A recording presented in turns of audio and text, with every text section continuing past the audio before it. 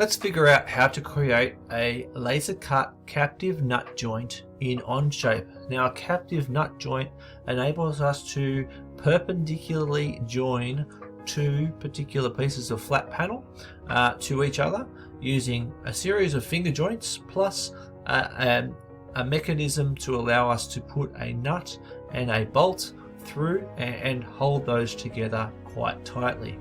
It gives us a couple of advantages. The primary advantage is that you do not need glue for assembly, which means that you can actually join and rejoin or take apart that particular joint very easily. Looking at this example here, I've created a captive nut joined game console, or a retro gaming console, out of 6mm poplar ply using 25mm M3 screws as my captive nut screws. You can see them down on the bottom corner or on the top left of the screen. You can see the captive nut joint there holding those things together. It gives me a really good advantage in as much as I can easily access that gaming panel, the control panel, take that up or bring it back down again. And you can see from the actual image that I have not completed this at this stage. I needed to take that apart in order to put in the extra speaker as an example. But one of the other things that you'll notice is that if you ever get to see this in person, I've actually since taken it apart, spray painted all the parts, and then joined it back together again so that it looks a little bit more colourful. So just going on, before we start, you need to measure your nuts and bolts in order to make sure that you are using the right sizes. I use M3 typically because I'm usually joining either 3mm or 6mm stuff together. If you're going to join 12mm, which I have done before, you need to use M4 or M5. And I typically use either the 14mm for the 3mm or the 25mm for the 6mm. It just gives me a stronger connection, although I might need to change those sizes depending on what I'm actually trying to build. So you need to measure those. You'll see I've got a thread length of 14, a thread width of 3mm, a nut width of 6mm, and a nut thickness of 3mm. You also need to know how thick the material is that you're going to be working with, because that becomes important as well. So once you've done that, you need to start in OnShape, but you won't need to do that for the time being because we can change those parameters over time. So just ignore the measurement at this point in time because you probably don't have access to the correct nut and bolt. This is just a learning experience, so we'll be able to create these at will at a later stage. So here we are in OnShape, and straight away we're going to create a new document. That new document is going to be called, I'll just call mine Captive Nut Sample, and press on OK. That'll take me into OnShape. Now that I'm in OnShape, the first thing I will do is go over to this control over here, click down and choose variable. Once I've chosen variable, it will be active at the top, and the first variable I'm going to create is my material thickness, and I'm just going to start by default at 3mm and press tick. I'm now going to create the other 4 variables of the measurements I created. So the first 2 are to do with the thread. So the thread length, you'll notice that there's no spaces in there. And my initial thread length is 14, not 140, that'll be bad. 14. And press tick. And then I'm going to create a variable for the thread the thread diameter. And the thread diameter was 3mm because it's an M3. And then we're going to create nut width, how wide the nut is from one edge to the other, which is 6mm. And we're going to create a variable called nut thickness, and that was 3mm. So now that we've got those 5 variables, we're going to create 2 panels with finger joints to do that, and we should already know how to do that, but I'll talk you through it anyway. I'm going to create a sketch using the sketch plane of the top. I'm going to focus on the top now, and I'm going to do this away from that dot. I'm going to do it up here in a random spot, and the reason why is because you're not always going to be drawing your captive nut joints in the center, so I want you to avoid having that temptation of just locking things to the center. So I'm going to basically use the dimensioning tool to dimension this one here to be 40. Press enter. I'm going to use the constraint tool and make this one equal, so it's a square, equal here and equal here. And then I'm going to lock, coincidence, this corner onto the middle point here. Okay, so that's now sketch 1. That's my base plane, and then I'm going to look at it from the right angle here. This one here will be fine. I'm going to zoom in on that, and I'm going to use the extrude to extrude that up material by material thickness, and press tick, and that's going to be my first 3mm part. Just to make things a little bit tricky, I'm going to go to the bottom now. So I'm actually looking at the bottom plane. That's where I'm going to draw the sketch. So I'm going to zoom up on that one there and draw my sketch on the bottom plane. And I'm going to press on there to now see it from directly underneath. And this time I'm going to use the line tool to draw the part in here. So it's like that.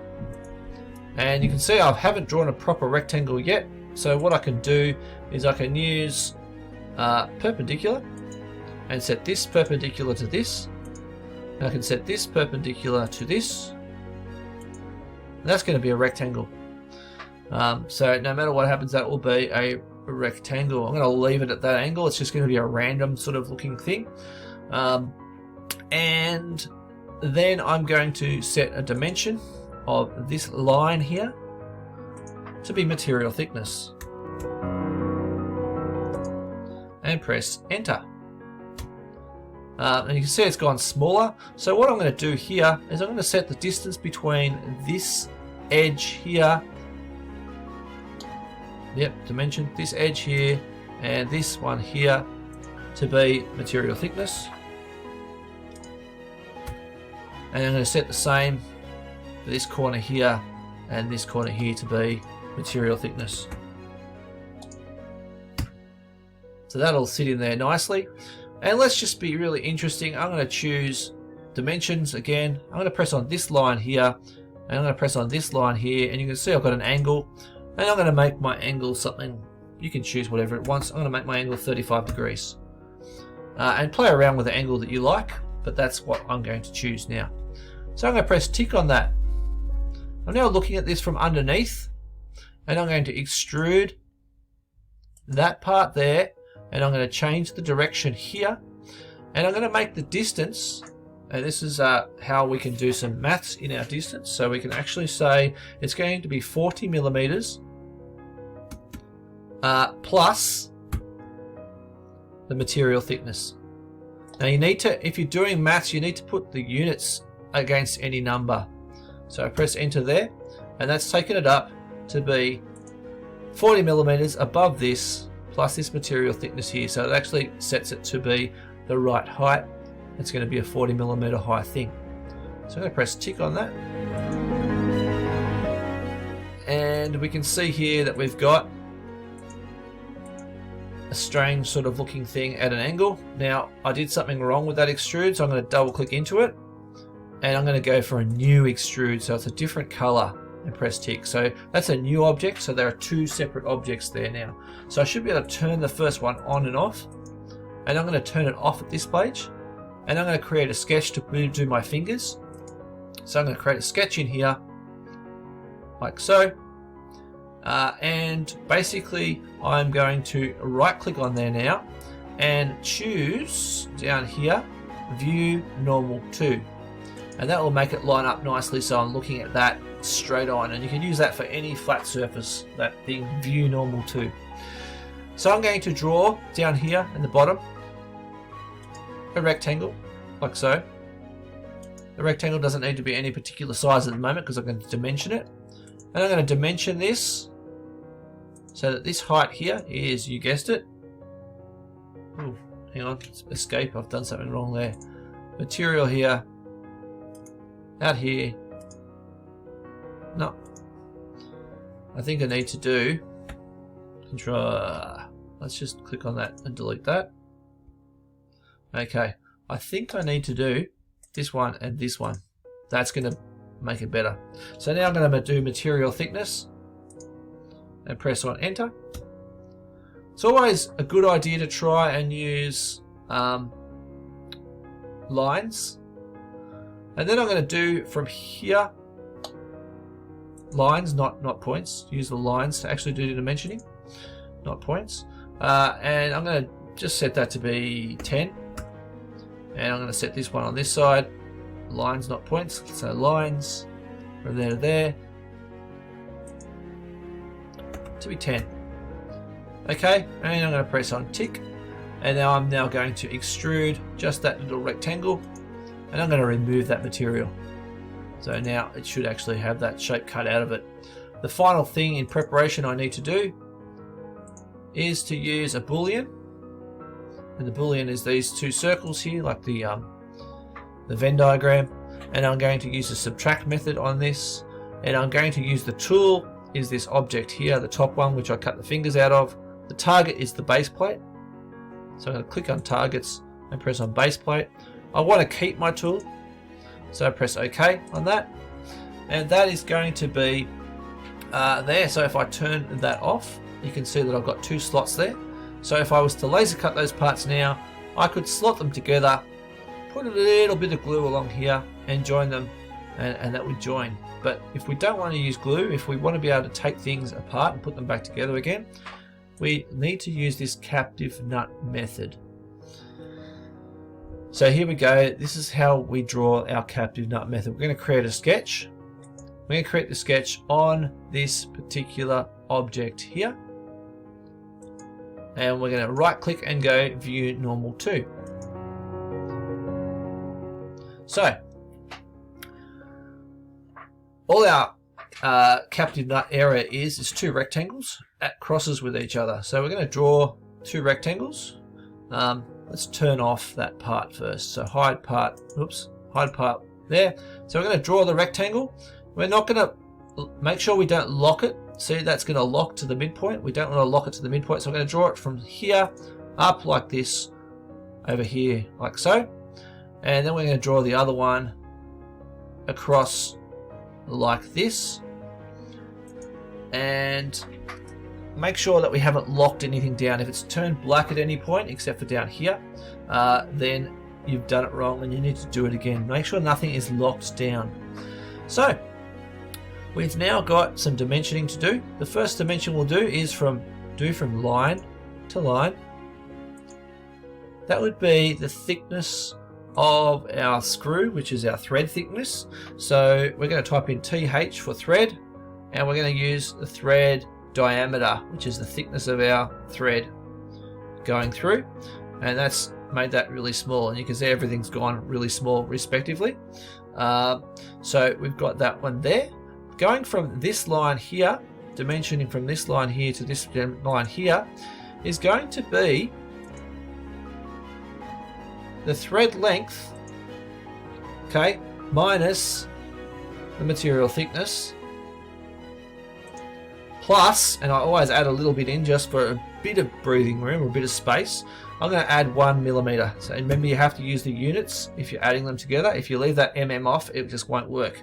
So we should press enter there, and that takes that out to 12 millimeters up. So if you think about this, the screw is going to go through there 3 millimeters. So there's going to be 15 millimeters from the bottom to there. So there'll be a little bit of a gap at the top when you put the screw in. So now we need to line the nut up. So let's use the dimensioning tool for the nut. We're going to use this line here and the top line of this one here. Actually, we don't do that. We'll do the top of this one here, sorry. And this one here. Dimension. That one. Got it right this time. And that's going to be, I'm going to set that to be the nut thickness. So it's going to be down 3 millimeters. And then I'm going to set this length here. I'll use the top one, go all the way up. Escape. I had two things selected already, so I need to unselect everything by clicking over here. Click on dimensioning tool, go up there. No, it seems to want to be selecting that. So an easier way to do this now is to go from this line here to this line here, and now go up, and it will stay. So that is going to be the nut width, which is 6 millimeters. And we now have that lined up. Now to line this up perfectly to the middle, so we've got the midpoint there, we're going to use some functions of line and construction line. So we're going to use construction line there to there, and we're going to basically line this line up here, and we're going to line to the midpoint, there it is there, of that one there. Now that we've got that done, we can press escape to get rid of that extra line. We can change our constraints tool to vertical or horizontal if you're drawing this sideways on a there. And that's going to move that one across there. Okay, I didn't put the nut thickness in, by the way. I need to do that next. So I'm going to draw another line, which is a construction line, and I'm going to go from that same point there to the midpoint of this one. This is a bit tricky, but we can get through it. And I'm going to use the same constraint tool. So I'm going to press on that to select it and use the same constraint tool to line those up. Now you see that that's still blue. That's because I have not yet put the line from here to here out as the nut thickness. Okay, so that is now our captive nut joint. So you see I've still got some lines in here. Now what you can do is you can trim out this one here, and this one here, and this one here, and this one here, and this one here, and this one here. So now it's all one sort of part. So now I actually have done that. I can now end that sketch. I can now go extrude, and I can go remove and tick, and you can see now that I've got that part ready to go. The only thing I now have to do is put in the circle for the screw to pass through. Okay, so how do I do that? Well, I'm going to create a sketch on here, and before I hide this, I'm going to use the projection tool here, and I'm going to project a couple of lines. So you might need to change the angles a bit to see these lines. So I'm going to use my mouse to sort of rotate round. There it is. I'm using left click on my mouse to rotate round, and I want to project that line, and I also want to project that line, so either side of those two things. Now if I turn that part off, it's that part, I can now see that I've got these two lines going here, and I can use a construction line from here to here, going to the midpoint there, to the midpoint there. I could probably go and press escape at this point. I could probably right click and go view normal too, probably make this a bit easier. So you can see I'm working from there. Now I'm going to use the circle tool, and I'm going to go from the midpoint of that, you can see it's locking there, and I'm going to click out to that point out there, and you'll find that if you do the diameter, it's going to be 3 millimeters, which is the size of your screw. No matter what you've done, it'll just work that way. So now I'm going to press tick, I'm going to press extrude, and I'm going to press remove. And now if I turn that part back on, look at that from an angle, you'll see now that I have the hole for the screw to pass through, and I have the place for the nut to lock in to that nicely. So those two things will now join nicely. Just so that we know it's yours, we're going to do a sketch on here, and we're going to basically put in some text. So I'm going to use the text tool, going to draw out a square about there.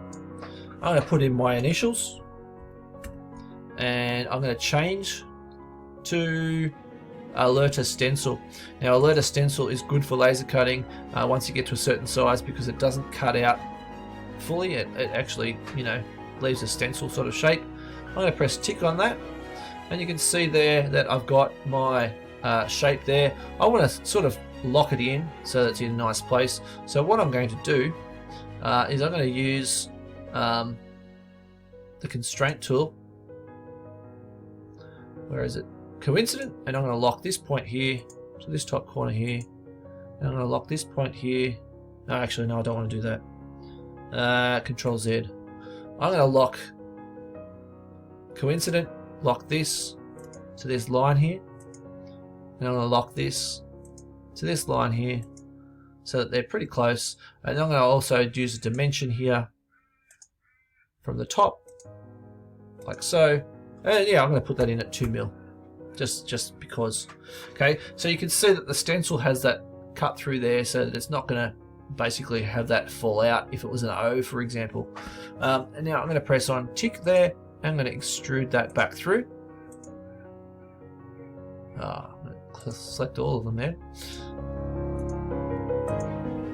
Okay, and I'm going to remove that, and I'm going to press tick. So that's going to laser cut that out. If I actually look at that with my name on it, that sort of thing here. And that is basically all we need to do. Now let's just say, for example, you go to your supply of screws, and all you've got is a 16mm, not a 14mm. Well, that's okay.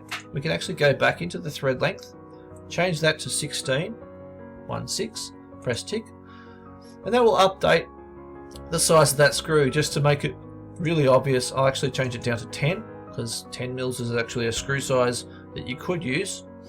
And you can see that it's gone down quite small. Now if you're using really hard material like MDF, that might be okay, but I wouldn't do that for plywood, because plywood will squash down. So you need to be careful if you're going to make it that small. And if you did that with plastic, that's just going to snap. So it's ideal, for example, to have 14mm. That's the best one that I sort of go with plastic, to actually get the nice hold without it actually breaking. The bigger you can go, the stronger it will be. But obviously you can see there. You can also go, well, oh, you know what? I've got material thickness of 5mm, just in case.